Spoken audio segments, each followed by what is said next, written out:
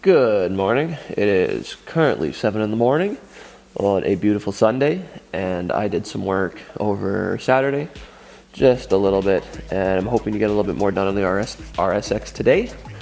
So I'm going to go over and show you kind of what I did on Saturday, some of the parts I picked up, and then I'm going to try and do some more work. I'm hoping to get some of the vacuum lining stuff done. I'm still waiting for my wastegate, but the blow-off valve is installed. So I'm going to quickly go through and I'm going to show you guys all that. So here we go. If you're thinking about moving in the middle of nowhere, do it. Look how nice that sunrise looks. It's beautiful. So these are the vacuum lines I picked up. The reason for that is the blow-off valve came with this, but this is so flimsy that when you run some of the higher pressures, I'm concerned it's not going to do what it needs to do, and I'm scared it's going to either inflate or break. So we went with the tried and true Gates vacuum line for both sides. Hopefully this is enough to do the whole car. If not, tool and tractor and motor is a minute away from me. I'll just go and get more. Here's my vacuum block. I have 2 ports blocked because we have booster, intake, blow-off valve, wastegate, and then fuel pressure regulator. I may need one more if I run a boost gauge, but I'm not right now. As of this moment, I don't plan on running one, but if I do run one, then I'll have to add another one of these in here. So then it'll have another option for a boost gauge, but right now I'm not worried about that. Maybe once the car's up and running. So I'm gonna try and plumb some more stuff. Actually, let me show you the car first. So I did get this spacer on here. One of the issues, I don't know if I mentioned, was this manifold's not drilled straight. And the studs would go through, but then they would flare out and I couldn't get the turbo on. So after having this on, I hammered the block on, and then I left it for a little bit, and then it straightened it actually. And now we managed to get the studs through the turbo on and bolted on. And now my wiring harness clears and my cam sensors don't touch the turbo, because this was a problem right here, is that was touching my cam sensor wiring and it gets hot. So that wouldn't have worked out well. And we have it going into the blow-off valve, which is right here. This is one of the vacuum lines I need. And down to our intercooler, which is now plumbed, except for this. Now I have to figure out how to get that from there to there. So that's one of the next things to work on. But, the turbo. So I'm going to keep trying to find stuff to do on this. Find out where I want to mount that vacuum block and then go accordingly.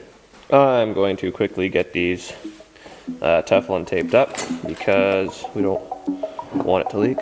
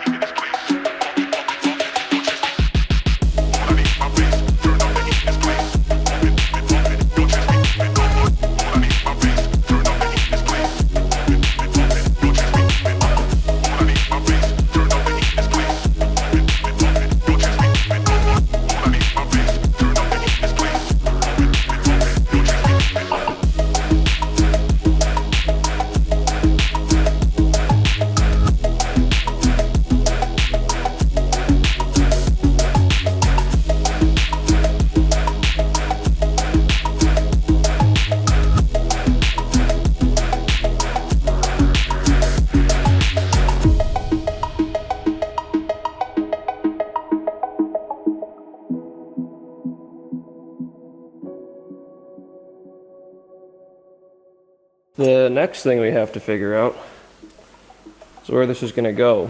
So I was thinking I was going to mount it somewhere along the firewall. Obviously I have a wiring harness here. My exhaust goes down this way, and the spots that I need to get vacuum to are this line here. There's a wastegate that goes under here that I need to get a vacuum line to, and obviously right here. I'm gonna have to think for a bit. I'm not too sure where I'm gonna put this. I'm gonna stop the video and I'm gonna think and brainstorm here how I want to do this. So after thinking about it for a whole, I don't know, minute 30, we're going to go here, and that's gonna go there, and it has to be angled to fit on that bracket, and it's gonna go there and there.